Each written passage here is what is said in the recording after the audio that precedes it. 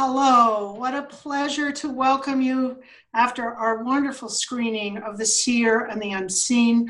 My name is Laura Thielen. I'm one of the programmers for the Ashland Independent Film Festival, and it is my pleasure to welcome two very special guests today.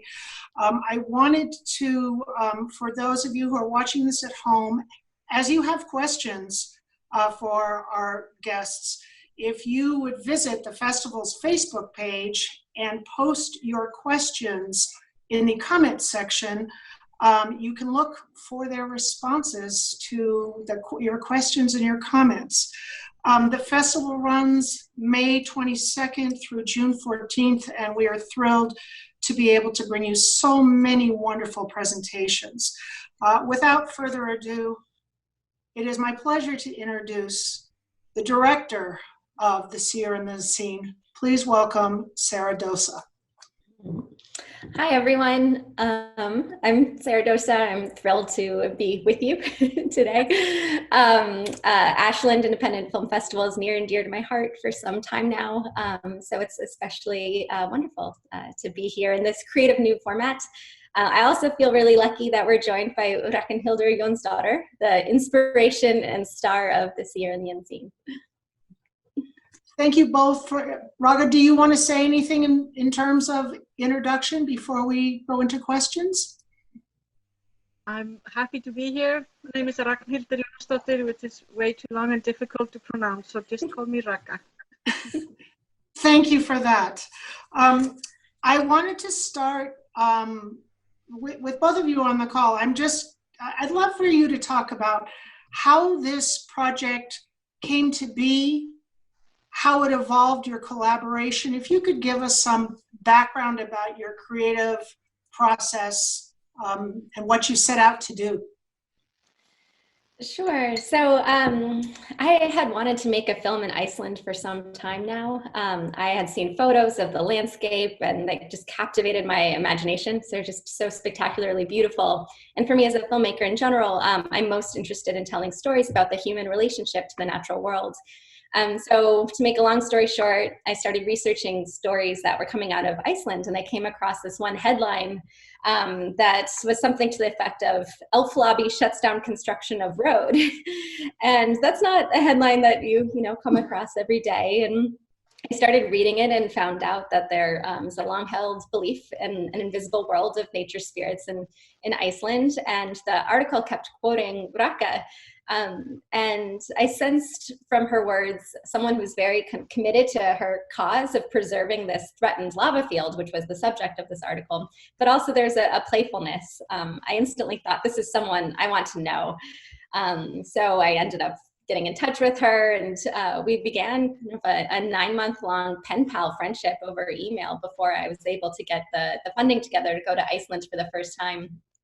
And in terms of our creative collaboration, I really feel like in those initial pen pal letters that we sent to each other, I was so inspired by the way I saw or could understand Raka seeing the world, that it really kind of sparked the initial seeds of how we were going to tell this story. And I also fundamentally knew it had to be centered on Raka, and yeah, I came to Iceland. We met for the first time. I felt like I was meeting a family member I just hadn't seen for a while. Yeah, we ended up starting to shoot. There's so many things to say about the collaboration, but Raka had many ideas for things that we were to shoot. I always felt like the elves were whispering to us to capture certain shots.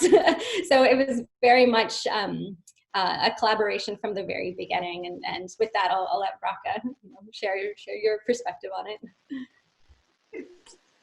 Yeah, when I received the first email from Sara, it was I asked the elves, what should I do, and they said yes. So well, very soon I said yes to her request, and we started like pen pals. And it was amazing when we met the first time.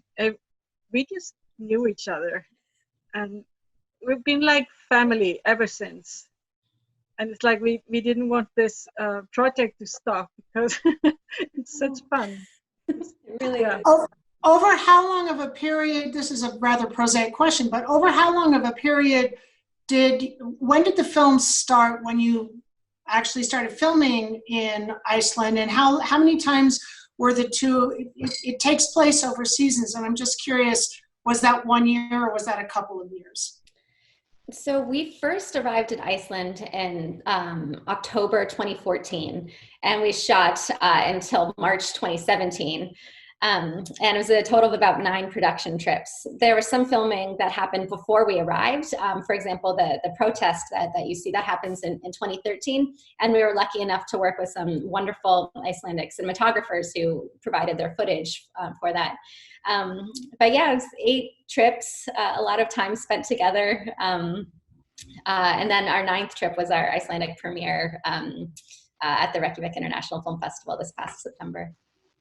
Well, I have to say, I love the fact, Raka, that you talk about family, that Sara felt like family, because that's one of the things that I really so admire about the film, is not only do we get insights into your family life, a very warm environment, but also how it carries out, and that sense of family with the friends of the lava field, and just that gracious sense of humanity. That's just, it brings a very tender aspect to the film that I think really, for me, I felt personally very engaged. And I know it's a film that is about economics and about the environment and about faith, but fundamentally for me, it's a film about values. And I was wondering if both of you could maybe talk about why something like that is so important in making films today that have to do with nature and the environment. Do you want to start, or want me to? I think connection between people and connection between species and dimensions, and you can have a connection with your pet animal also, and the tree in the garden, as well as elves or Huldufolk. And I just think this is important, and to talk to and listen, basically listen to other people. We all have something to say, and we see it in this time today, how important it is that all the nations are talking together, sharing research and sharing everything that so that we can help each other. I think this is very important, that we can all talk together, we can all listen to each other and help each other out, no matter where we come from, and basically no matter what species we are. Plant some flowers for the bees, Sara, did you want to add anything? Sure. Yeah, I think one of the greatest gifts of working on this film was getting to explore that sense of what value really means to me personally, and to the people that I hold dear.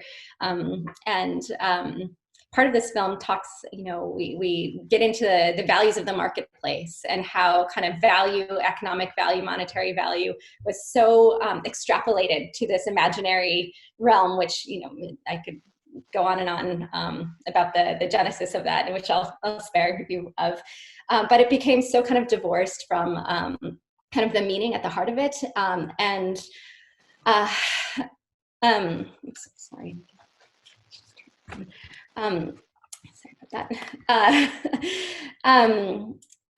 But I think that Raka's way of seeing the fact that there's truly life in every rock, in every blade of grass, in the natural world around us, brings us back to a sense of value that's deeply connected, kind of how Raka started out answering this question. And for me, that was such a great gift of kind of distilling that meaning and that value I think at this time, you know, as Brock also mentioned, so much of us are seeing our sense of the future, our sense of well-being, our sense of just security is so shattered. And I think it's forcing so many people to find what truly does hold value for them.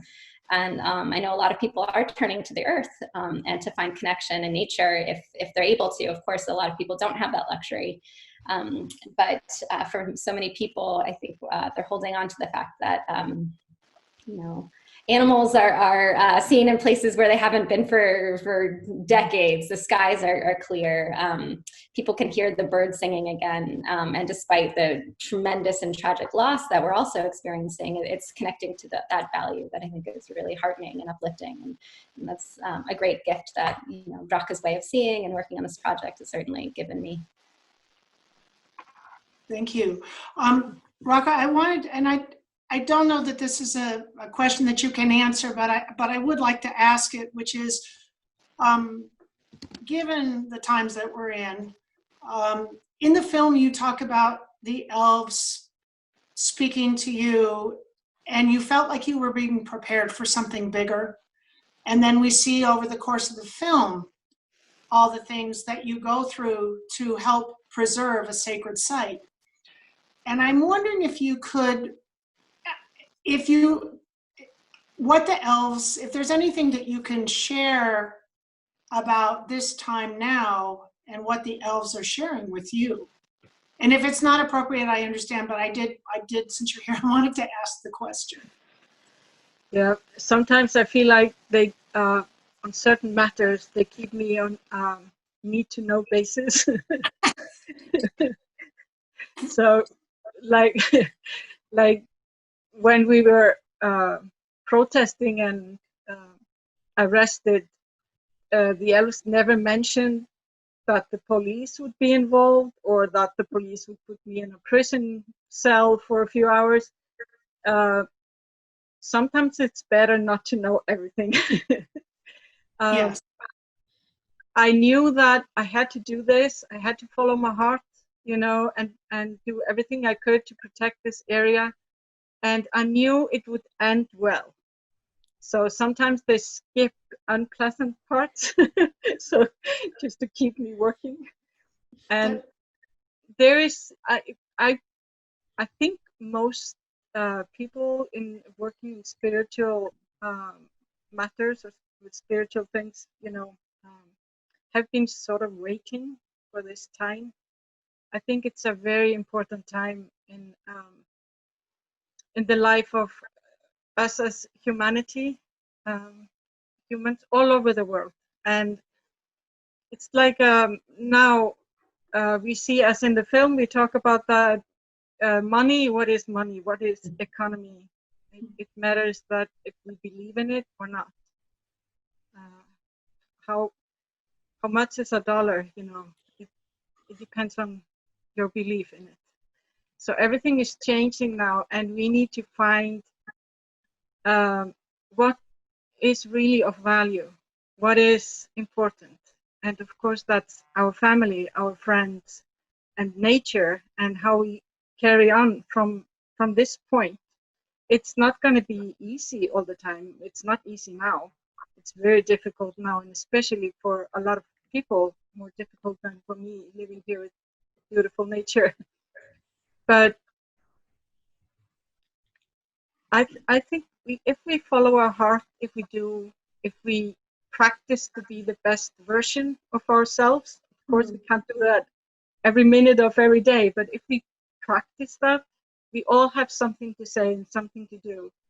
And I think we're on a very interesting time in history of humanity.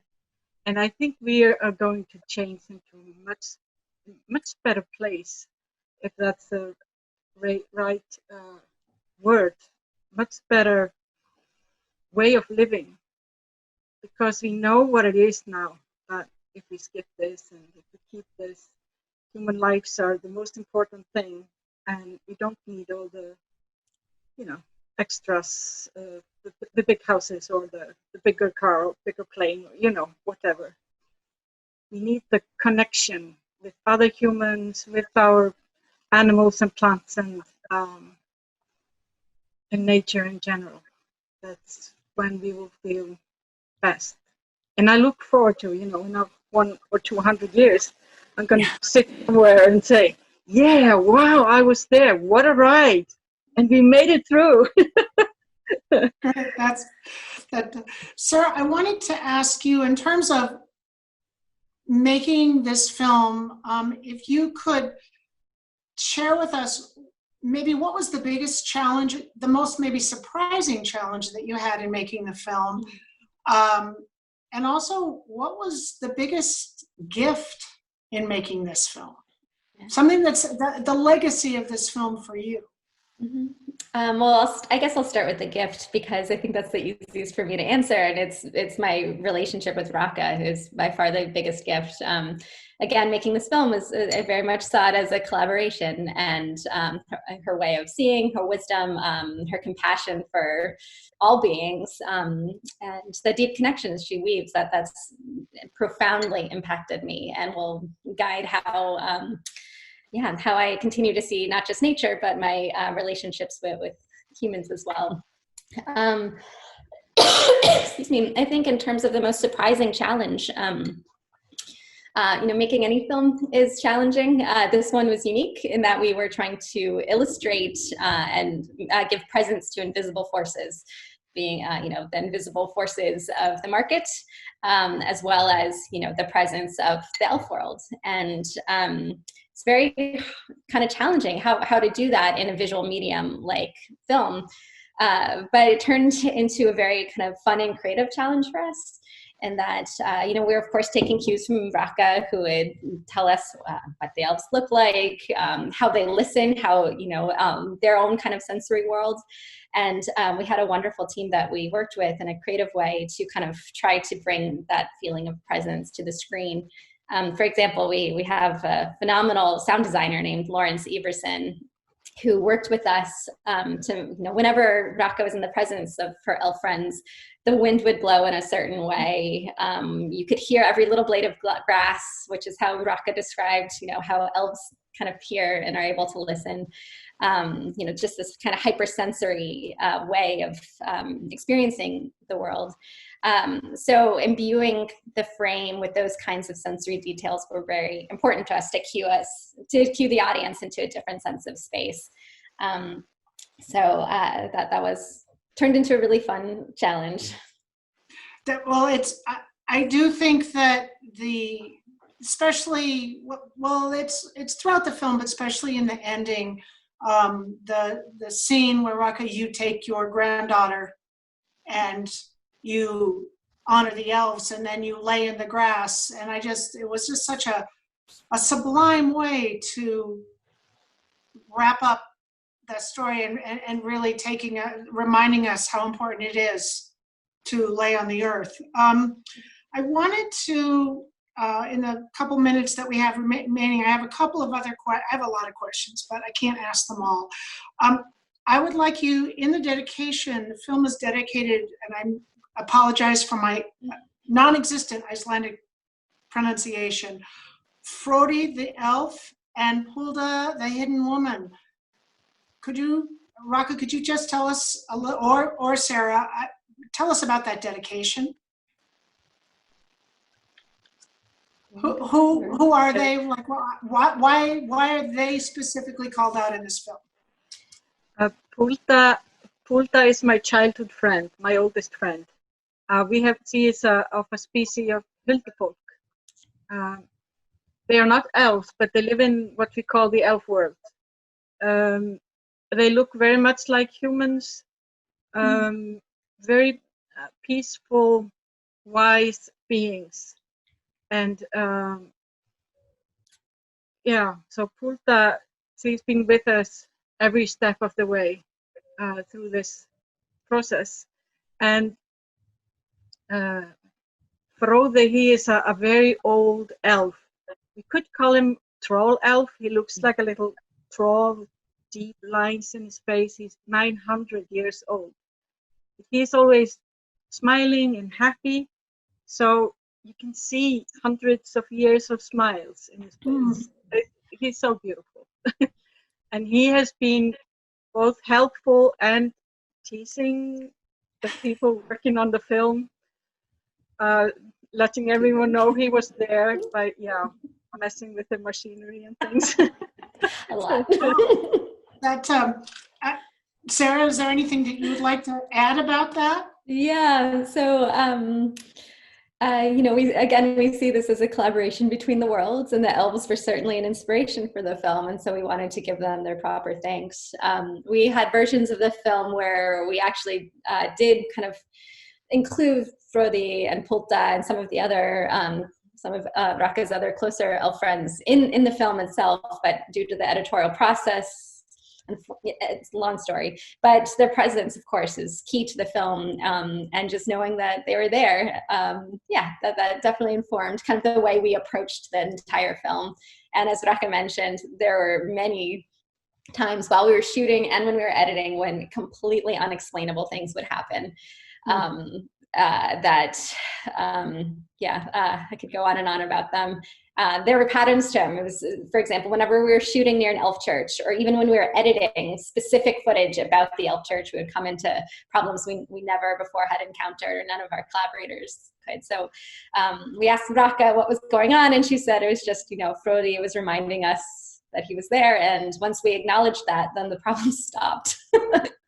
So we have to give our thanks and to always know that they're with us. I wanted to ask, Sarah, I wanted to ask you a question which has to do with having a camera on a set in a documentary setting. And one of there's a couple of truly heartbreaking moments for me in the film where we see the bulldozers really tearing up the earth early on. And then I was really struck by how the sequence where the construction workers are working to move the elf church. And there's a scene where the blade of the bulldozer is just sort of gently nuzzling the church. It's such a tender, it was kind of an anthropomorphic moment for me. It was like, it was so wrong, but at the same time, there was such good intention behind it. And what I wondered about is both with Gunnar, the construction worker, and then later the scene with the mayor, there seems to be this tender, gentle reconciliation, which is talk about a film with values. I'm just wondering if that was something that was kind of organic to the process of how conflict is resolved in Icelandic situations, or if you feel the camera had a role in helping move that process forward and letting, as Raka, as you say, people showing the best of themselves. That's a great question, and I should let Raka talk mostly about the way conflict is resolved in Iceland. Briefly, a camera is going to always change the dynamics of any situation, and so I don't want to pretend like we were completely invisible ourselves. I do think that having trust in a relationship built with the subjects of a film can make the camera can perhaps lessen the impact a little bit, just because you're used to it. The intentions of the people working behind the camera. And I feel really grateful that Raka was so open and trusting with us. Because of that, other people in her life also seemed to welcome us to film as well. That said, we are a presence and we're there. I have always been kind of touched by how Raka has explained a lot of conflict resolution in Iceland, which feels very different from how I experience things in the United States. So maybe Raka, I'll let you talk a little bit about your experience in that regard. Yeah, of course, we Icelanders, we fight and argue like everyone else. But I think because we don't have any military force, we don't have, the police is usually not arresting a lot of people like they did in this film in the lava field.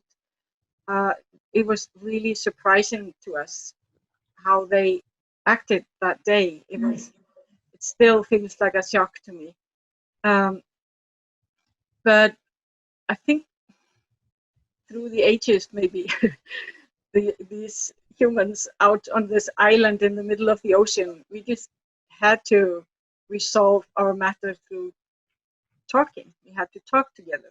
And of course, we tried the other way back to just get rid of the people in the way, you know. But for hundreds of years, we have been a peaceful nation. So I think we usually try to find the best solution. Not always, but most of the time we do. Thank you. And just in closing, for each of you, is there something that you'd like to share with people who are watching this? Any special takeaways about the film, our times, anything that you'd like to share? I invite you please to send us off with some of your words. I guess I'll maybe jump in. For me, in this incredibly tumultuous moment that we're finding ourselves in, full of uncertainty, one of the things that has grounded me most was a phrase that Raka says in the film, which is to listen to the silence. And if you can listen to the silence, you can connect with the elves. And even for people who don't believe in elves, if we are able to find the silences in this time and can connect to something that deeply does have value, I personally have found that to be profoundly grounding and to help orient even when I don't know where the horizon might be. And that's something that I hope that this film can maybe encourage in people and bring a sense of magic and wonder. Perhaps maybe a different sense of thinking about time and be inspired kind of by the hopeful attitude that Raka possesses that's communicated in the film.